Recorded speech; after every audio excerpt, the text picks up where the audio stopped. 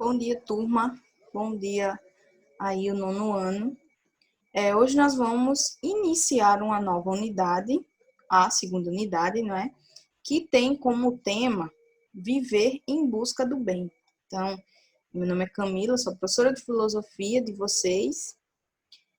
Espero que todos já tenham o livro, mas se não tiver, eu coloquei também aqui alguns pontos principais para a gente discutir e iniciar essa nova unidade.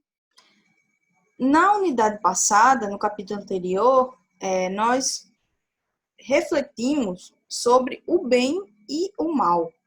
Então, aí, conceitos fundamentais da ética, apontando suas relações com dois âmbitos da experiência humana, o material e o moral.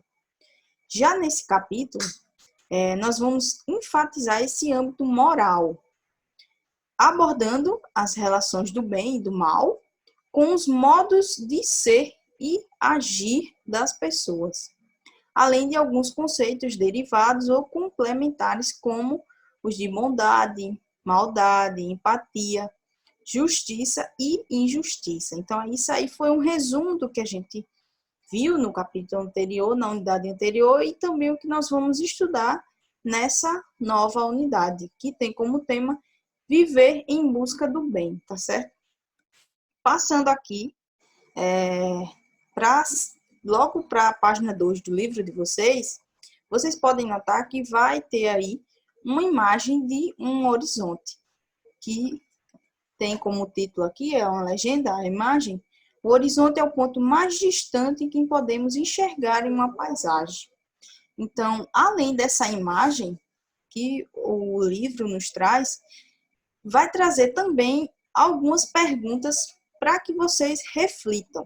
Então, acho que vocês já devem ter percebido que sempre no início de cada unidade, de cada capítulo, vai trazer essas discussões, essas perguntas, a fim de que vocês reflitam a respeito do conteúdo que nós vamos dar início.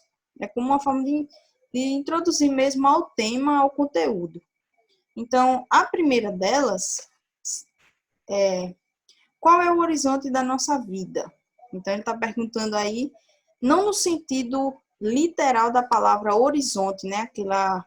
Essa linha que a gente enxerga, mas em relação a algo distante que está na vida de vocês. Já que o horizonte é essa linha distante, sempre quando a gente tenta chegar mais perto, ela sempre vai ficando mais longe. Então, o sentido aí é o que há de distante na vida de vocês, que vocês estão em busca.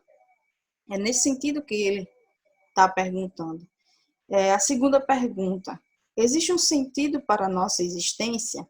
Essa é uma pergunta-chave na filosofia e ela já vem desde a antiguidade, desde muito antes. Com os primeiros filósofos já se perguntavam sobre esse sentido da nossa existência. É uma pergunta difícil de responder, mas que está aí para fazer com que vocês reflitam a respeito da existência de vocês. Então, não é fácil de responder, tanto que desde muito antes, desde a antiguidade, ela vem passando e chegou até os nossos dias, porque reflete aí a importância da reflexão a respeito disso. A terceira pergunta é: existe um caminho certo para seguir? Essa também é uma pergunta difícil de responder, porque ela vai variar de opinião para opinião, do que é certo, do que é errado, tudo isso aí vai entrar nessa discussão. Então, o certo para mim pode não ser o certo para você. Então, existe um caminho certo? Existe esse caminho certo em que a gente possa seguir?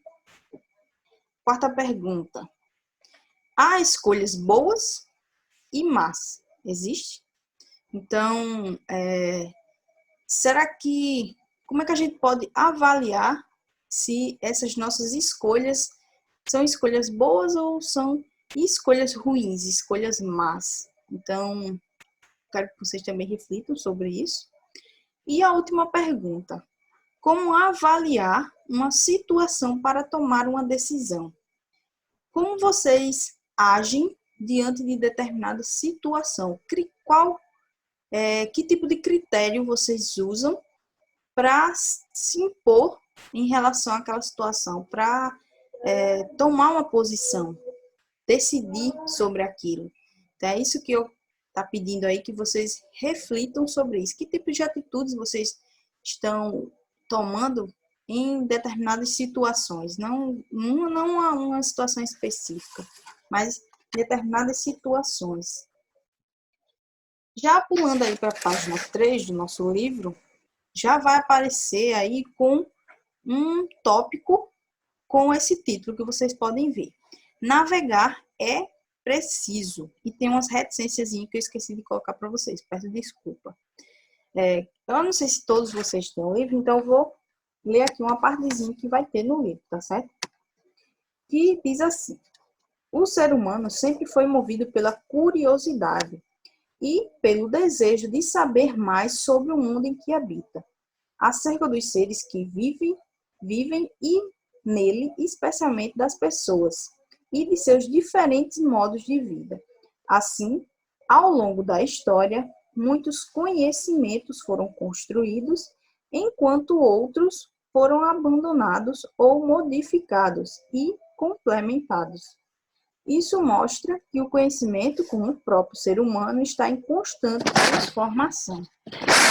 Sabe que nós, seres humanos, somos tomados por uma curiosidade natural nossa. Então, desde sempre, nós somos muito curiosos, tanto que isso nos impulsiona a ir além daquilo que sabemos, a construir novos conhecimentos, a modificar aquilo que nós já sabemos. Então, essa curiosidade é um impulso que nos leva a isso. Então, assim como nós, seres humanos, que estamos em constante transformação, o nosso conhecimento, o conhecimento que é produzido, também está em constante transformação. Tanto que muitos eles são abandonados, outros são modificados, transformados e alguns são complementados a partir dessa curiosidade em buscar saber mais.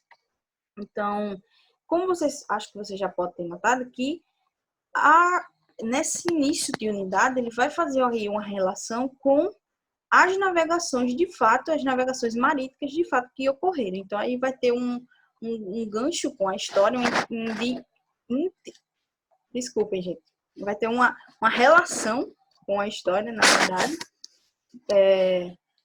que nós vamos ver aí como foi que ocorreram essas navegações.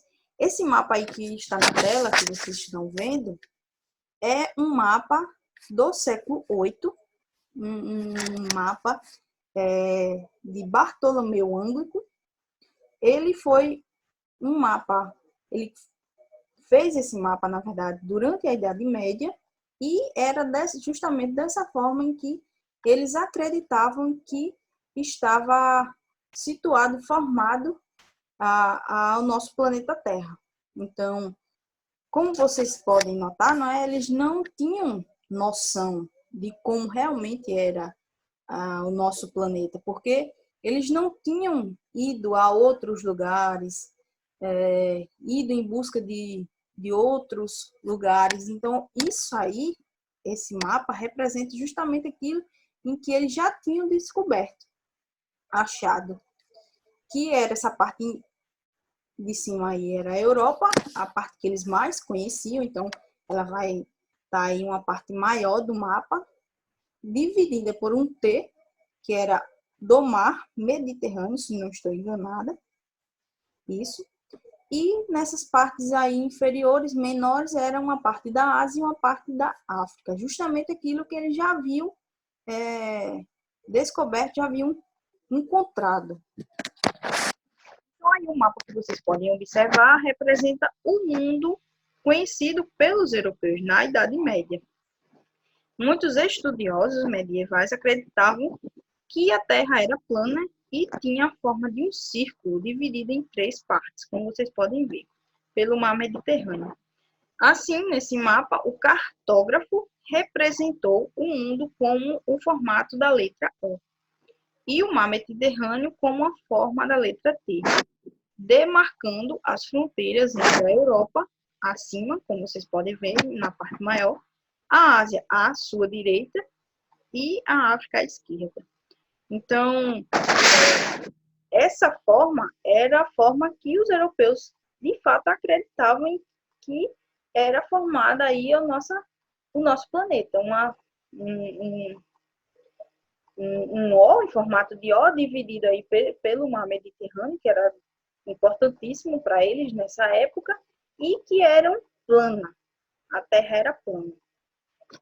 Hoje, nós podemos ver, né, comprovadamente, a gente sabe que a Terra não é plana, infelizmente, apesar de algumas pessoas ainda insistirem nisso, mas a gente sabe que a Terra ela não é plana, mas a gente não pode fazer um julgamento em relação a essas pessoas durante a Idade Média, porque eles não tinham os dispositivos, os artifícios que nós temos hoje para provar isso.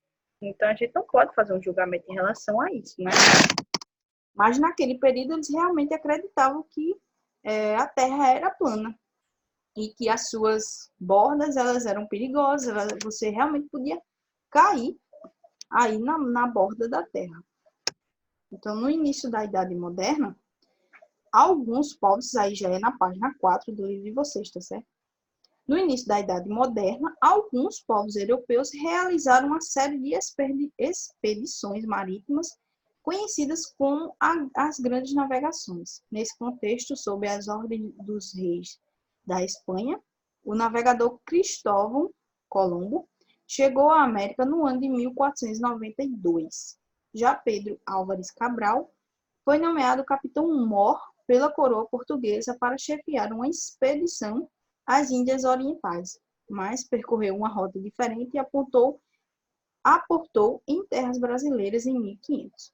Esses eventos trouxeram significativas mudanças históricas e possibilitaram novos desenhos do mapa do mundo. Então, a gente pode perceber aí que, a partir dessas navegações, essas novas navegações marítimas, é que eles foram descobrindo outros espaços, outras terras, e que isso foi influenciando aí para que a gente chegasse a, hoje, conhecer de fato a Terra como realmente ela é, e não como uma Terra plana. Para navegar nessas expedições em busca de ampliar as fronteiras do mundo, os marinheiros dependiam de conhecimentos sobre técnicas de navegações, orientação espacial e condições climáticas, entre outros. Então, isso aí eram as técnicas que eles utilizavam nesse período para ter um norte em relação a onde eles estavam localizados. Hoje em dia, a gente sabe que existe satélite, GPS e todos esses dispositivos que nos ajudariam a chegar onde nós queríamos, a um destino. Mas nesse período aqui não existia nenhum tipo desse dispositivo e esses aí, como eu falei para vocês, as condições climáticas, a orientação espacial, eram os artifícios que eles tinham à mão para chegar aonde eles pretendiam. Então, além disso, necessitavam de muita coragem para enfrentar longas viagens que desafiavam a imaginação. Afinal, o que poderia haver além da linha do horizonte, na parte desconhecida do mundo? Então, mais uma vez aí, como eu coloquei para vocês, é a curiosidade humana em sempre buscar conhecer mais, em sempre saber mais, mesmo diante de o que para eles significavam aí um perigo, porque já que eles não conheciam, eram terras desconhecidas, então mesmo representando esse perigo, eles iam ainda em busca, eles foram em busca, movidos por essa curiosidade em saber o que existia além daquilo que eles já sabiam. Então, quando observamos aí uma paisagem natural, sem obstruções na nossa frente, podemos enxergar o que existe até uma razoável distância. Ao fim dela, percebemos uma linha, uma espécie de linha em que o céu e a terra parecem se encontrar. Essa linha que se apresenta à nossa visão é denominada o horizonte, ou a linha do horizonte, como nós conhecemos. Ela indica o espaço conhecido, seguro que se estende até onde o nosso olhar alcança. Então, essa aí é o significado da linha do horizonte que eu tinha colocado para vocês. Deixa eu passar aqui. Como eu tinha falado antes, os marinheiros, eles não tinham os dispositivos que nós temos hoje. Então, um deles que eles utilizavam era a bússola. Essa imagem aí é a imagem da Rosa dos Ventos, em que estava dentro da bússola e fazia com que eles chegassem à orientação do norte, sul, leste e oeste. Esses marinheiros das grandes navegações, eles ousaram percorrer longas distâncias para descobrir o que havia além do horizonte em que conheciam. Então, eles foram além daquilo que eles já sabiam para tentar descobrir mais. Em suas viagens, utilizaram alguns instrumentos de navegação, entre os quais a bússola, em que eu falei para vocês. Então, vocês devem estar se perguntando qual a relação que existe aí nesse conteúdo das grandes navegações e a filosofia, não é? Então, o que é que esse início de unidade quer que vocês reflitam? Na verdade, eles querem que vocês façam aí uma analogia em relação à jornada de vocês, a jornada que esses marinheiros, esses navegadores fizeram, mas em relação à jornada da sua própria existência. Então, qual a direção seguir? O que vocês querem? O que vocês estão buscando? O que vocês estão fazendo para chegar a essa direção? Então, como vocês podem ter percebido, os grandes navegadores, eles a todo momento eles se deparavam com essas perguntas. Qual direção seguiam? Qual rumo nós podemos tomar? Então, a relação aí justamente é essa. Fazer com que vocês reflitam a respeito da direção e do que vocês estão fazendo para chegar ao lugar em que vocês querem chegar. Então, nós não podemos parar onde estamos, assim como os grandes navegadores, né? Nós precisamos ir sempre em busca de novos caminhos, de novas orientações, não podemos estagnar. Então, isso aí de fato, a filosofia ela quer que a gente faça isso, a gente nunca pare, a gente nunca fique intacto naquilo, ela sempre quer que a gente vá em busca de um novo conhecimento, de novos conhecimentos. Então, é justamente isso. Na página 5 do livro de vocês, vai existir aí uma atividade em que eu vou passar para vocês no chat direitinho, mas que eu já vou dar início aqui e explicar um pouquinho para vocês. Fala assim, para nos orientar quanto à direção que devemos seguir, quando nos deslocamos no espaço, podemos recorrer à roça dos ventos e ao sol. Então, isso aí é um modo em que a gente pode recorrer quando a gente quer encontrar uma direção aqui, no espaço, né? Mas aqui podemos recorrer para nos orientar quanto à atitude que devemos tomar em cada situação da nossa vida. Então, que tipo de orientação vocês devem seguir para tomar decisões de cada situação, determinada situação da vida de vocês? Então, pense nisso, né? E depois existem algumas sugestões nos espaços ligados aos vértices da rosa dos ventos a seguir, como vocês podem ver na página 5 de vocês. Mas, caso vocês não tenham visto, é essa parte aqui. Então, a nossa aula de hoje vai terminar por aqui, com essa perguntinha, com as outras perguntas que eu já falei para vocês.